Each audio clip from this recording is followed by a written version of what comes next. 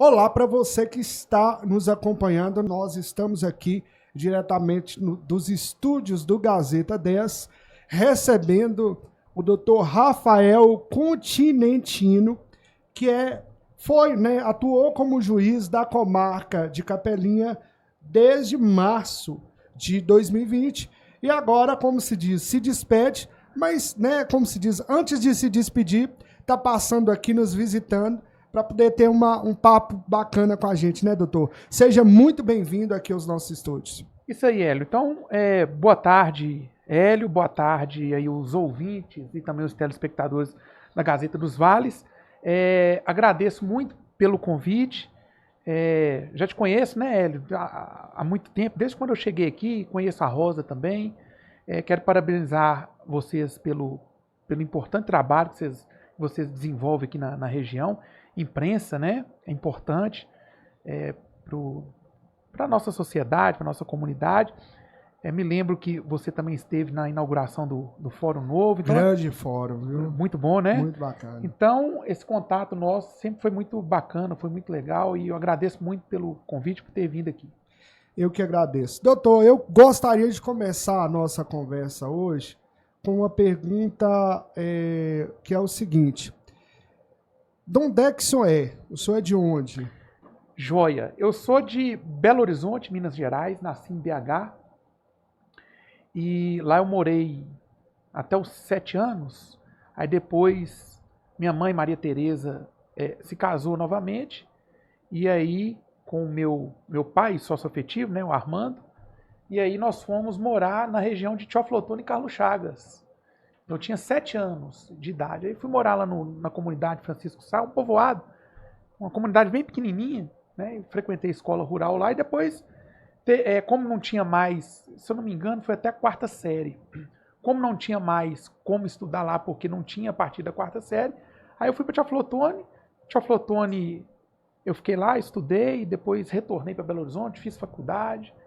Fiz o concurso e passei na magistratura. A vontade de ser juiz começou desde criança? Desde criança. O meu bisavô foi desembargador, mas há muito tempo, das antigas. Na época, Belo Horizonte tinha aí 12 mil pessoas, 15 mil pessoas, né? Mas eu estudava, quando eu voltei para Belo Horizonte, eu estudei no Colégio Pitágoras, e o Colégio Pitágoras fica próximo ali do Palácio da Justiça, na Afonso Pena, Palácio Antigo. E ali tinha uma foto do meu bisavô. Aí, às vezes, no intervalo, eu descia lá, ia lá no museu do tribunal, ficava vendo. Então, de uma certa forma, ele me inspirou. Mas sempre, toda a vida, desde que eu me conheço como gente, eu sempre falei que eu queria ser juiz. E aí, foquei no meu objetivo, graças a Deus, deu certo. Bacana. Antes do senhor atuar em Capelinha, o senhor já chegou a atuar em alguma comarca do estado? Certo. É o seguinte, eu entrei para a magistratura em 2017. Antes da gente ser designado para a primeira comarca, a gente passa por um curso de formação. E esse curso de formação é feito pela própria escola do tribunal, que chama EGEF. Desembargador Edésio Fernandes. Escola Desembargador Edésio Fernandes. E aí, 4 meses de escola. Depois que a gente terminou a escola, teve as designações. E eu escolhi Santa Maria do Suaçuí. Então, minha primeira comarca foi Santa Maria do Suaçuí. Eu cheguei lá em dezembro de 2017. E aí, fiquei lá 2 anos e 10 meses. Promovi para Capelinha. E agora, recentemente, eu promovi para Teófilo. Correto. Então, são 3 comarcas, né? Santa Maria, o senhor Capelinha... O senhor ficar lá uns 2 anos, mais ou menos? 2 anos e 10 meses. 2 anos e 10 meses. 2 anos e 10 meses. Aí, tive a oportunidade de promover aqui para Capelinha. Como a região é próxima, eu já conhecia mais ou menos Capelinha também, eu sempre tive vontade de vir para cá. Eu até falava com o meu antecessor, o doutor Jadir, meu colega, pessoal, ou então Cleito, pessoal Jadir e Cleito, quando vocês saírem aí, tiver uma vaga para Capelinha, eu vou me inscrever no edital, porque eu tenho vontade de ir para Capelinha. E assim aconteceu, eu promovi, vim para cá, e aqui fiquei 3 anos, cheguei em março de 2020, né, e assumi Teófilo em setembro de 2023. O senhor foi praticamente o responsável por acompanhar a tão sonhada obra do Fórum, né? Desde o início, porque a obra começou nessa época mesmo, até a sua inauguração que ocorreu no ano passado, foi isso? Isso aí, se eu não me engano, foi em dezembro de 2021. Acho que foi por aí, Sim, sim. no finalzinho de 2021. O fórum aqui foi uma grande conquista, né? Então, os meus colegas que passaram tiveram um papel fundamental. Eu pouco, porque eu cheguei aqui já estava tudo certo. Então, eu cito aqui o Dr. Fernando Lamego, que na época conseguiu o loteamento, né? Fez audiências públicas, etc. E aí acertou tudo. Quando eu cheguei, não tinha nada construído. Era lote, estava lá, né? Sendo bem cuidado e tudo, começando a construir, mas não tinha nada. Estava tudo organizado, mas não tinha. E a gente pôde acompanhar, né? Laje por laje, tijolo por tijolo, e construiu, ficou essa maravilha, porque é importante para dar mais comodidade, conforto, né, ao pessoal da comarca. Eu tenho a impressão que o fórum aqui que existia, o fórum antigo, ele era bem apertado para duas comarcas, para o trabalho que precisava desenvolver, né? Isso, porque quando o fórum lá do centro foi construído, só havia uma vara. Aí depois que foi criada a segunda vara. Então, meio que no improviso de estrutura, por quê? Por exemplo, meu gabinete lá no fórum, você teve lá, né? Você acompanhou. O meu gabinete lá no fórum do centro, na verdade, era a salinha dos jurados. Né? Porque tem um salão do júri e atrás é o gabinete. Ali era a sala dos jurados. Então foi meio que no improviso. E teve que abrir uma nova vara em Capelinha, porque Capelinha cresceu muito. Então, o número de processos aumentou demais. Então, uma vara só não comportava a demanda que Capelinha tem. Então, criou a segunda vara e ficamos lá por muito tempo, lá no fórum antigo. Falando, né, já tocando nesse assunto de processos, né, que a gente sabe que perfeitamente que não é um caso isolado de Capelinha, é no Brasil inteiro. Como é que vocês enfrentam isso? Porque são muitos processos e são, por exemplo, aqui são apenas 2 juízes. Como é que faz para dar conta dessa demanda grande? Hélio, muito esforço, né? A palavra correta é trabalho, foco e dedicação. É muito processo. Então, quando eu saí da segunda vara de Capelinha, a gente tinha em torno aí de uns 6.800 processos. E a primeira vara também mais ou menos isso. Então, se a gente somar as duas varas, a gente trabalha aí com uns 14 mil processos, né? Fora o que entra por dia. Que é urgência. É muita coisa. A distribuição aqui em Capelinha é muito grande. Então, se a gente juntar as duas varas, a média que a gente vai ter aí são a média aí de uns 500 processos por mês. E a Corregedoria Geral de Justiça, o CNJ, para o pessoal que está ouvindo, o pessoal que está assistindo às vezes não conhece, é um órgão que tem lá em Brasília. Conselho Nacional de Justiça. Conselho Nacional de Justiça. E ele também estipula metas para todos os juízes e juízas do Brasil. A gente tem que cumprir essas metas. Então, uma das metas, por exemplo, a gente tem que julgar mais do que entra. Então, por exemplo, se eu tenho na minha unidade, na segunda vara, tinha uma distribuição aí de 240 mês, no final do mês eu tinha que julgar mais do que 240, porque é uma meta do CNJ, é uma meta da Corregedoria Geral de Justiça, e o pessoal cobra. A gente é cobrado todo dia. Às vezes eu falo para o pessoal, eu abro minha caixa de e-mail, se eu tiver menos de 20 e-mails por dia, tem muita coisa. Então, essa cobrança. E, igual eu falei, como é que faz para a gente dar conta? Primeiro, muito foco, muita dedicação, muito trabalho. Segundo, a gente tem que saber, o ouvinte, o telespectador, que a nossa estrutura é muito deficitária. A gente tem pouca gente trabalhando na secretaria e no gabinete. Culpa da justiça, culpa do Tribunal de Justiça, não é. É por questão de estrutura mesmo. O tribunal tem inovado bastante, criou cargo de assessoria, criou cargos de assessoramento. Então tem melhorado, mas ainda é insuficiente. Então a gente tem que trabalhar muito e com muita criatividade para a gente poder dar conta do recado. A gente escuta muito, no dia a dia, a gente escuta assim, eu tô com um processo meu, tem 3, 4 anos lá, principalmente pessoal, às vezes, que está, por exemplo, demandando uma aposentadoria, demandando uma pensão, até mesmo demandando um repartimento de herança e outras coisas mais. Qual que é o tempo médio, mais ou menos, desses processos? Hélio, o tempo médio, por exemplo, são vários fatores que influenciam, tá? Passa pela estrutura. Então, quanto mais estrutura a gente tem, menos a gente demora para chegar numa sentença e finalizar o caso, né? Então, passa por estrutura. O tipo de demanda também, às vezes você tem uma demanda mais complexa, mais difícil, né, de ser analisada. Então, isso aí às vezes demanda um pouco mais de tempo da gente de dar uma atenção para aquele processo.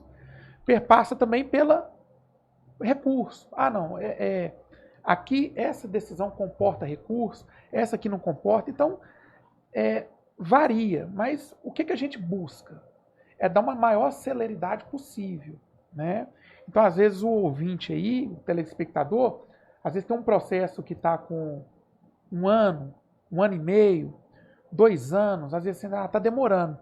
Eu não posso dizer que está demorando ou não, porque, peraí, mas como é que é? É um processo complexo, né? Os advogados, né, eles têm que ser combativos, então tem os recursos, então é uma série de fatores, mas o que a gente busca é dar uma maior celeridade possível. Então, posso dar um exemplo da minha realidade.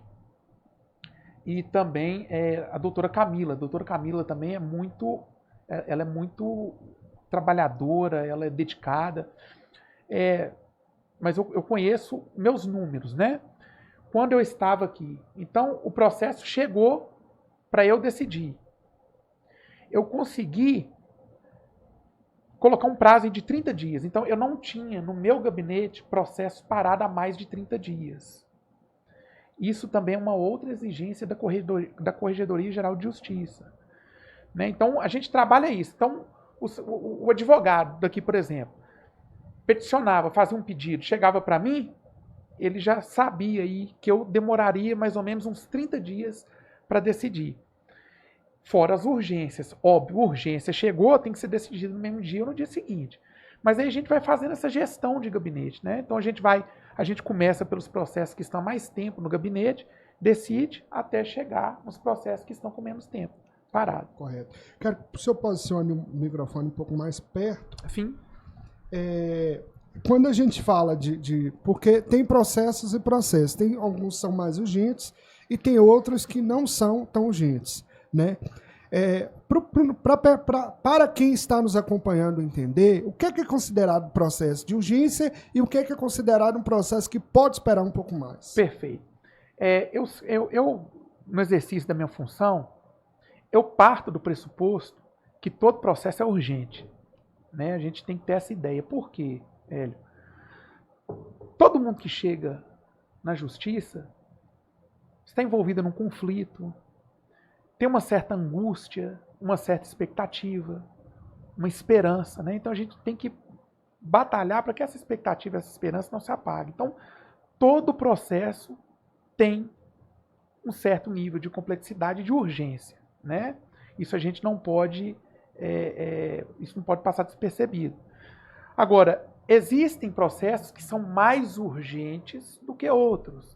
Então a gente tem, por exemplo, na infância e juventude, por disposição legal, são processos que têm prioridade, processos envolvendo pessoas idosas. Então tem as preferências que estão previstas na lei. Então, por exemplo, o direito à saúde, a pessoa que está pleiteando ali um medicamento, a pessoa que está pleiteando ali uma internação.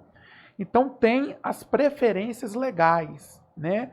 E por ser lei, a gente tem que cumprir. Agora, eu parto desse pressuposto. Todo processo é urgente. Por isso que eu batalhei demais para dar uma resposta o mais rapidamente possível e para que eu tivesse esses processos conclusos no gabinete a menos tempo possível. E Vamos falar assim, desse trabalho seu de março até agora, em agosto, né? Até agosto de 2023. O que o senhor pode nos falar? O que foi o resumo, né, desse trabalho seu aqui na comarca de Capelinha? Certo. A comarca de Capelinha, o Hélio, aqui não é fácil trabalhar aqui não. Porque tem muita demanda, né? Tem muita demanda complexa. Então, é um trabalho que nos exige demais. A distribuição é altíssima, né? Como eu te disse, 250 para mim, na época, segunda vara, 250 para a doutora Camila na primeira vara. Então, é muita coisa. Eu me lembro que quando eu cheguei aqui, o meu antecessor foi o doutor Jadir Halley. O Dr. Jadir Halley foi para Valadares.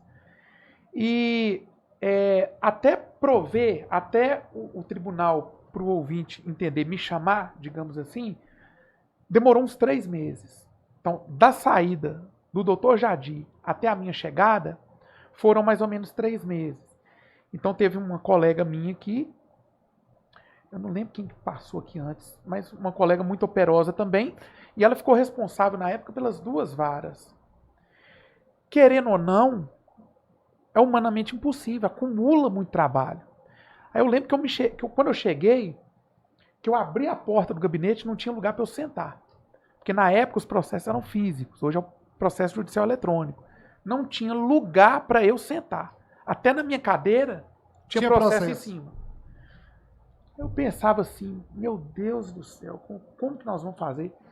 E aí eu tracei uma estratégia com a minha assessora, a Renata, que é excelente, é uma profissional exemplar. Traçamos algumas metas para a gente reduzir aquela quantidade de processos que estava no gabinete, né? Então, na época, devia ter uns 2.800 processos, aguardando despacho, decisão ou sentença. A gente fez um planejamento e ali a gente começou a diminuir essa quantidade de processos parados no gabinete. Eu me lembro que ela até tirou uma foto, não sei se ela tem mais, se eu tiver, depois eu vou te mandar. Ela tirou uma foto do antes e depois.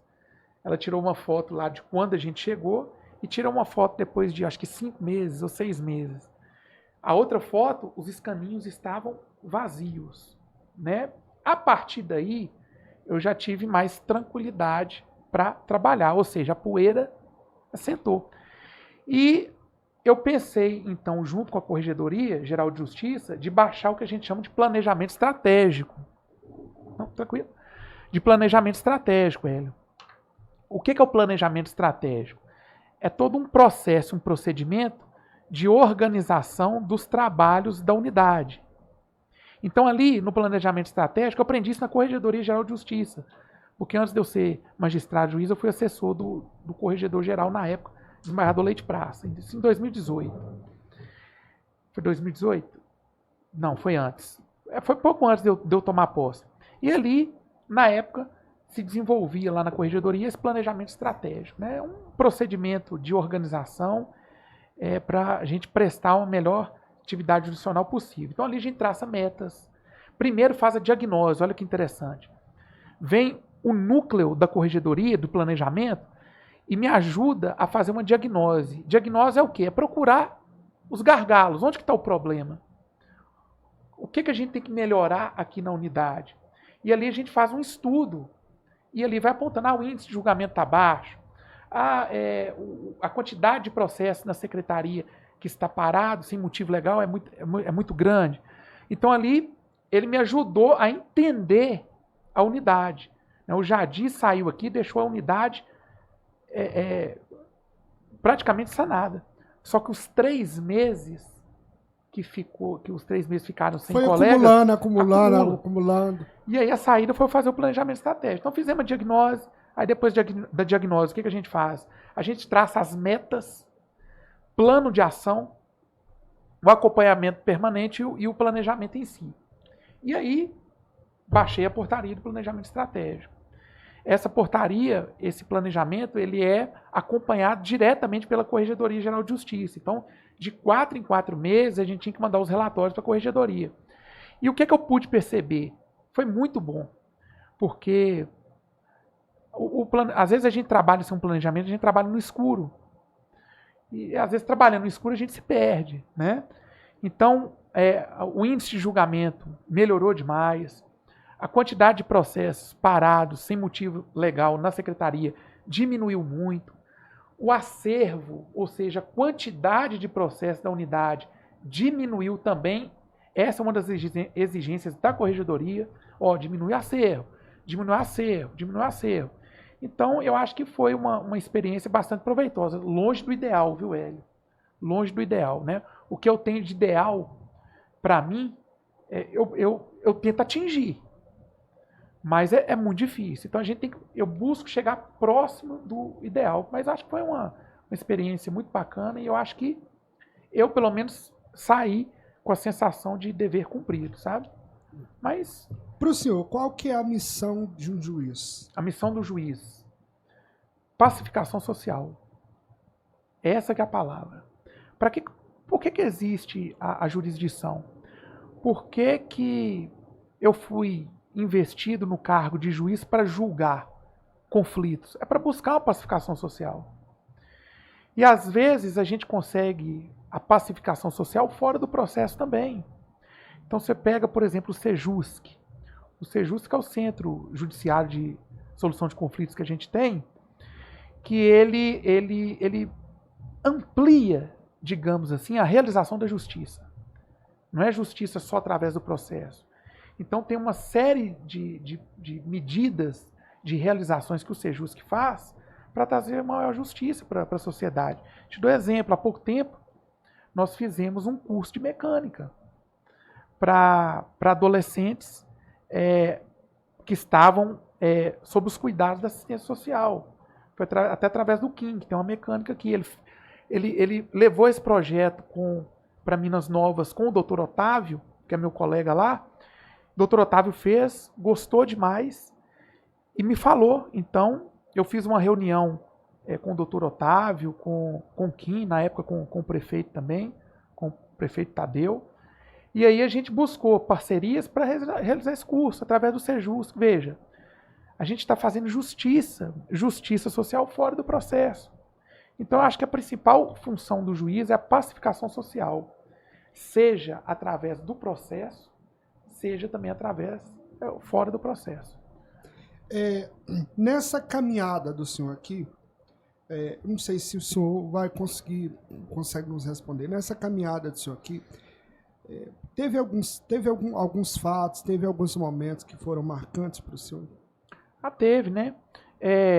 Às vezes a gente costuma... Além da inauguração do novo fórum, Sim, tirando a inauguração do novo fórum. A gente costuma brincar, né? A gente fala entre a gente, os colegas, que seria bom a gente ter um caderninho para a gente ir anotando tudo o que a gente vivencia no exercício da nossa profissão. Mas teve vários fatos, julgamentos que eu me recordo. São tantos que às vezes até eu nomear um aqui fica difícil. Fica difícil. Mas, por exemplo, eu posso dar um exemplo sim. de uma ação que também foi fora do processo, que foi inovadora para mim. Foi a campanha que nós fizemos na época de arrecadação de alimentos. Na época que o pessoal, na época da pandemia. Né? Então, a pandemia o senhor foi um dos que liderou essa campanha. A gente buscou, a gente foi à imprensa, a gente buscou a sociedade civil, parceiros. Então, a gente conseguiu, salvo engano, na época foram umas 300 e poucas cestas básicas. E aí, com o apoio da Polícia Militar também, na época, eu, o Tenente Rony, o Daniel lá do fórum, nós fomos também. E aí a gente foi numa viatura da Polícia Militar, na picape, distribuindo esses alimentos para o pessoal mais carente. Então, isso aí eu acho que me marcou muito, né? Porque foi muito diferente, uma atividade completamente fora daquela atividade tradicional do Poder Judiciário. Então, por isso que eu acho interessante, a gente tem que... O meu perfil, Hélio, e não, pelo amor de Deus, não estou querendo aqui criticar nenhum colega, cada um tem seu perfil, mas o meu perfil é de ser um pouco mais aberto, sabe? de buscar diálogo com as instituições. É importante a justiça ter um diálogo com o município, com a Polícia Militar, com a Polícia Civil, com o Ministério Público. E aqui eu quero agradecer a todos, né?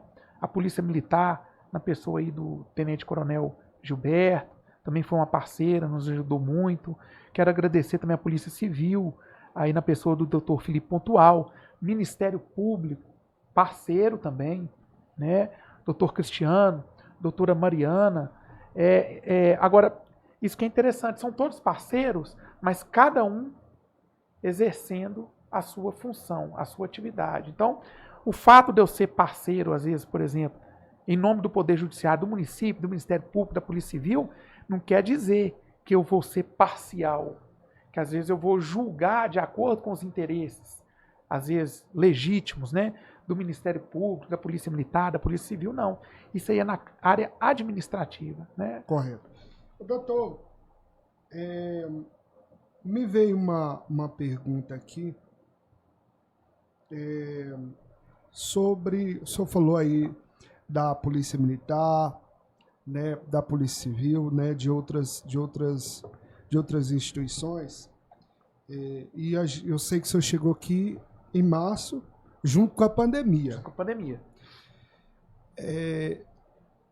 Como é que foi para o senhor lidar com a situação da pandemia? Porque foi um momento muito difícil, muito dolorido para todo mundo, e principalmente eu acredito que para a Justiça tomar decisões, muitas vezes até mesmo decisões que são dolorosas, como que é uma decisão de determinar o fechamento de um segmento por alguns dias, ou determinar outras coisas. Como é que foi isso, doutor, para o senhor? Hélio, foi muito difícil porque foi uma situação absolutamente excepcional, né? Então, a pandemia, ela afetou muito o trabalho da Justiça. Então, eu me recordo que, na época, o Tribunal de Justiça do Estado de Minas Gerais editou normas, atos normativos, restringindo a entrada das pessoas no fórum, restringindo a realização de audiências. Então, nessa época, isso aí foi pelo que eu pesquisei, pelo que eu procurei me informar, aconteceu na maioria das unidades da justiça que a gente tem em Minas Gerais. Nessa época, o acervo processual cresceu muito. Por quê? A gente não podia fazer audiência. Então, as demandas iam entrando todo dia e, às vezes, paravam ali aguardando a possibilidade de fazer uma audiência de instrução e julgamento. O número de demandas, por exemplo, envolvendo idoso, cresceu demais. O número de demandas envolvendo violência doméstica e familiar contra a mulher aumentou demais. Então, foi um impacto muito grande. E aí a gente teve que trabalhar com certa criatividade, né? Aí a gente pensou, a gente não pode fazer, num primeiro momento, audiência aqui no fórum, mas podemos usar o sistema audiovisual? Então, nessa época, as audiências virtuais, o número aumentou demais. Então, a gente conseguiu. A justiça não parou. Ela nunca para. Mas que a gente foi afetado, foi. Essa questão das decisões. Sim, às vezes, decisões polêmicas. Às vezes, primeiro, o pessoal tem que entender, eu gosto sempre de dizer, o juiz, a juíza, a gente só atua quando a gente é chamado. Quando alguém provoca. Eu estou lá, a unidade segunda vara está lá, vem uma pessoa, ou o Ministério Público, ou a Defensoria Pública, que não tem Defensoria Pública, mas tem legitimidade para propor uma ação, vem propor uma ação. E aí, eu tenho que decidir. Ou eu acolho, ou eu não acolho o pedido. E eu sempre decido com base, primeiro, na Constituição Federal de 1988. E depois, na lei que é aplicável àquele caso. E, então, decisões... Não é da cabeça do senhor. O senhor segue uma Constituição e segue uma lei. Por exemplo, o Código Penal. Código Penal, o Código Civil. O Estatuto da Criança e do Adolescente e outras leis que... Código de Defesa do Consumidor. Então, a gente não inventa as coisas. A gente parte A gente tem um pressuposto, a norma, é a Constituição, é a lei. E alguém provocando, ó, eu quero uma decisão. Fundamenta, faz o pedido, aí eu vou ver se a pessoa tem razão ou não. E acaba, isso é normal no Poder Judiciário. Ô Hélio, uma das principais funções do Poder Judiciário, à luz da Constituição Federal, é a defesa do direito das minorias. Então, muito se fala que democracia é o interesse da maioria. Não é bem assim. Porque e a minoria? A minoria não tem direitos? A minoria não tem dignidade? Tem.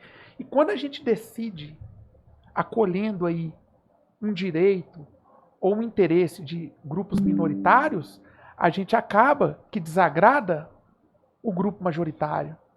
Isso é comum. Faz parte do Poder Judiciário agradar um, desagradar os outros, né? Eu tenho preocupação com isso. Eu tenho preocupação. Eu não falei assim, eu estou dando a minha decisão aqui, lavei minhas mãos. Não. A gente tem que ter essa consciência. Agora, a gente tem que aplicar a lei. Então, se a lei, na época da pandemia, determinava que não podia ter aglomeração, etc., e se o Ministério Público, às vezes, entrava com um pedido para impedir certa atividade, porque ali teria uma aglomeração, e ele prova isso, aplica a lei. Não pode. E nessa época, o que estava em voga? A saúde pública, a vida, né? Veja quantas pessoas faleceram por causa da Covid. Então, é uma ponderação de interesse. De um lado a vida, de um lado a saúde, do outro lado o interesse patrimonial. Então, com base na proporcionalidade, acabava que muitas das decisões foram mais para o lado da saúde, restringindo aí alguma atividade, etc. Para garantir a vida e a saúde das pessoas. É comum. Me lembro, só um parêntese, porque a gente tocou nessa questão da pandemia, restrições a direitos, etc. Eleições. Eu fiz a eleição no meio da pandemia. Às vezes eu falei, eu fiz, eu tô sendo egoísta. É dois problemas para um... Eu tô sendo egoísta, não foi eu que fiz, né? Eu fiz parte de quem administrou as eleições. Por quê? Nós temos o cartório eleitoral, né? A Vilma, com todo mundo o Diogo, todo mundo que está lá. Então tem toda uma equipe, o Ministério Público também, o doutor Cristiano, com a equipe dele, né? A Polícia Militar, a Polícia Civil, os partidos políticos. Então foi muito complicado. E por quê? Naturalmente, isso é democrático. Eleição, a gente tem reuniões em vias públicas, concentrações. O pessoal está ali, quer manifestar as suas preferências políticas. Isso é democrático, né? E o poder público tem que garantir isso. Só que veja, a gente estava numa época de pandemia. As aglomerações acabavam que potencializavam, aumentavam a circulação do vírus. E tinha muita gente morrendo, falecendo. Então o que a gente fez? O doutor Cristiano, o pessoal do cartório eleitoral, os partidos políticos, a gente se reuniu. Eu lembro disso. Você lembra? Você estava presente. Eu acredito que foi na maçonaria essa reunião. Você estava presente, exatamente. Foi na maçonaria essa reunião. Exatamente. E o que a gente buscou ali? Primeiro, eu não me sentia no direito de impor algo. Não, vai ser assim. Doutor Cristiano também é uma pessoa espetacular, um excelente promotor de justiça, muito transigente, ele consciente, ele não gosta de ouvir. Também falou assim, gente, vamos sentar, vamos construir aqui um acordo, mas a gente quer saber a opinião de todo mundo. Aí nós chamamos partido político, nós chamamos a imprensa, nós chamamos, a Polícia Militar se fez presente, Polícia Civil, todo mundo. E ali a gente construiu os advogados, né? Os advogados também ajudaram muito. Ali a gente construiu um acordo para restringir o quê? Carreatas, para restringir comícios, aglomerações, né? E aí, a gente sabe também que mais para o final ocorreram, né? A gente sabe, mas durante um bom tempo desse pleito eleitoral, eu acho que a gente conseguiu diminuir muito essas aglomerações, essas reuniões de forma legítima, porque todo mundo aderiu àquele projeto. E eu tenho certeza, Hélio, eu tenho certeza que essa ação coletiva salvou muitas vidas. Muitas vidas. Você pode ter certeza disso. Eu acredito que o senhor deve saber disso. A gente tem, inclusive, exemplos por exemplo, de prefeitos que foram eleitos na pandemia O prefeito e Palicó, que Santa Maria de Suaçuí. morreram devido à questão da Covid-19. Eu conheci o prefeito lá, na época que É justamente dele que eu estou falando. o prefeito Palicó, infelizmente, faleceu, né? Eu lembro que eu cheguei a conhecê-lo quando eu era juiz lá em Santa Maria de Suaçuí. Uma fatalidade, né? Infelizmente. Mas nesse pleito eleitoral, além da gente se preocupar com as questões eleitorais, nós tivemos que ter uma preocupação muito grande com a saúde pública. Então, isso é responsabilidade, gente, do poder público. As pessoas, às vezes, elas não gostam, né? Mas foi a saída que a gente arrumou, né?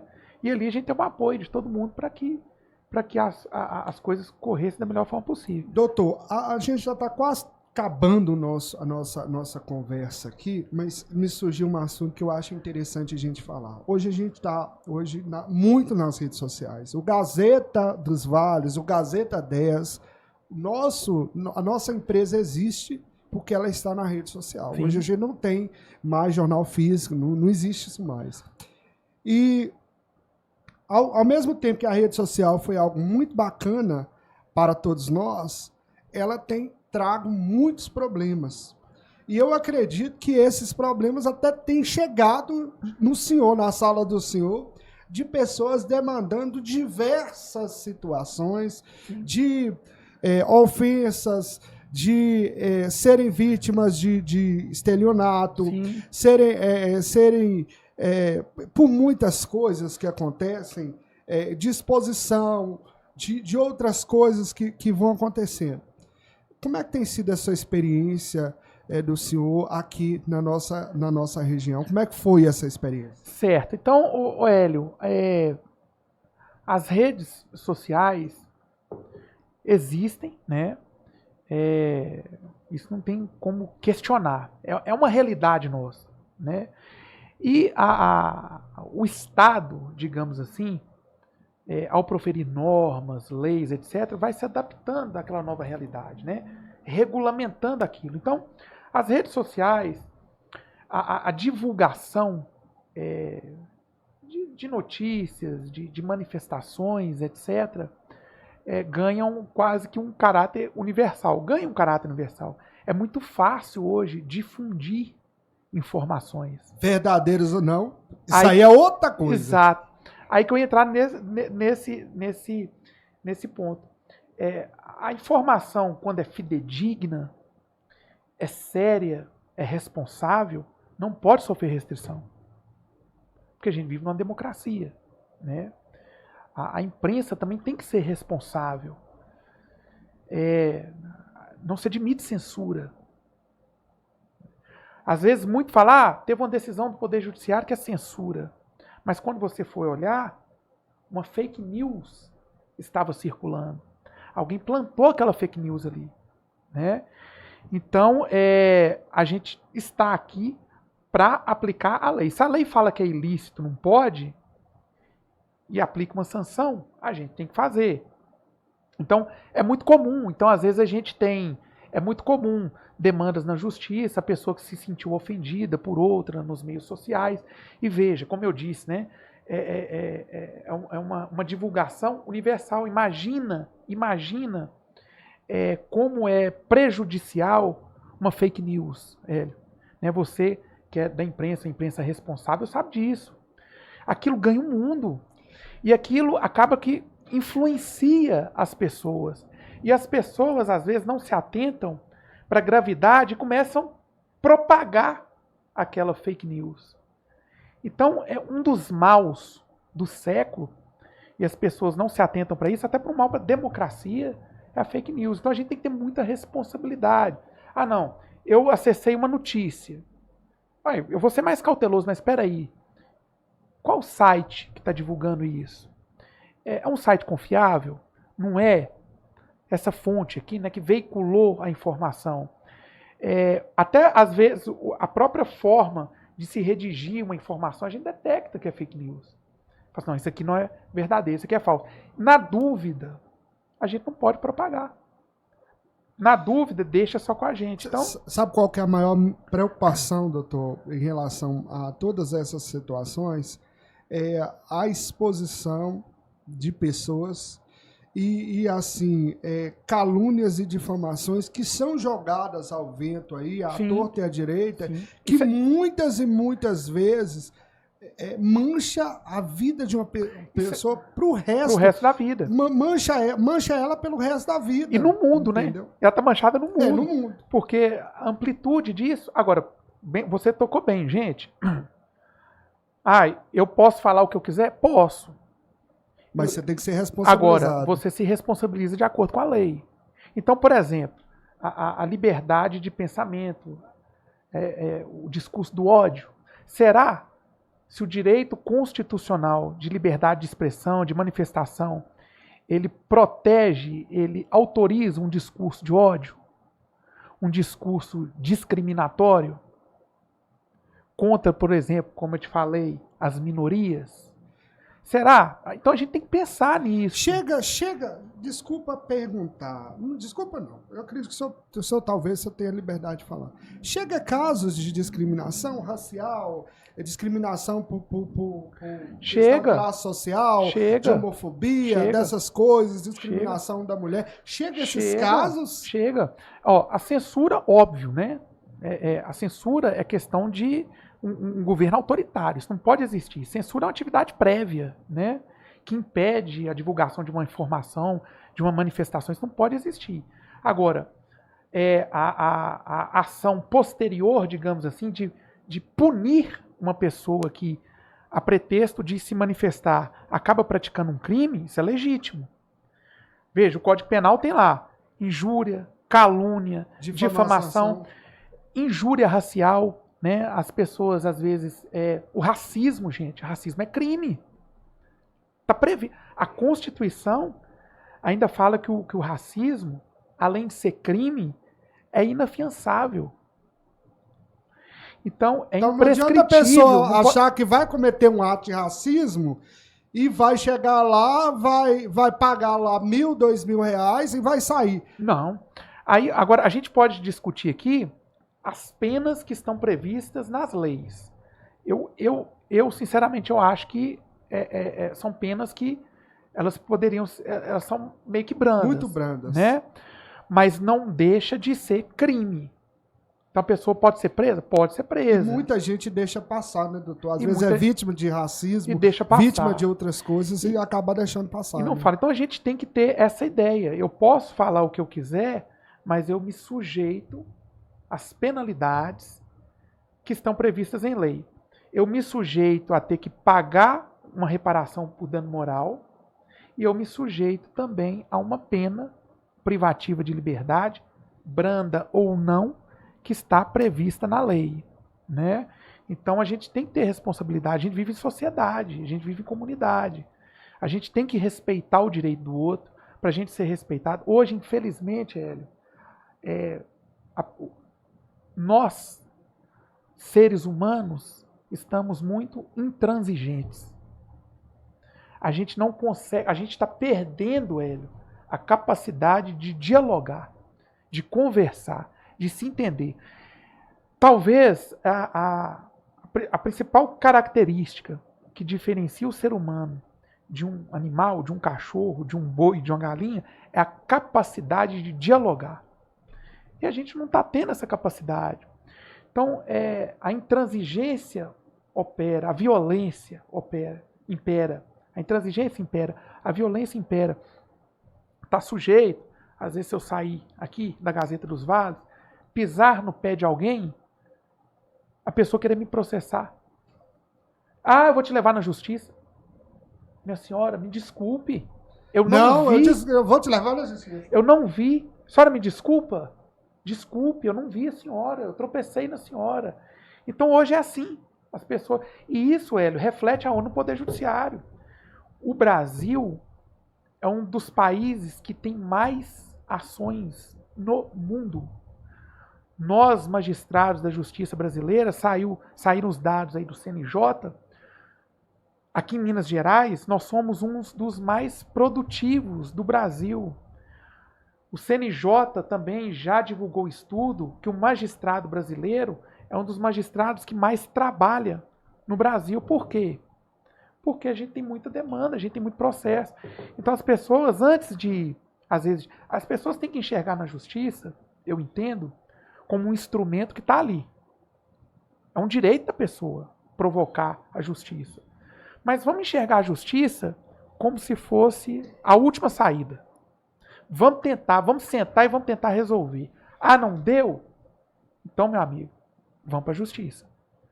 Né? Então a gente tem que ter mais consciência, maturidade, dialogar mais, conversar mais.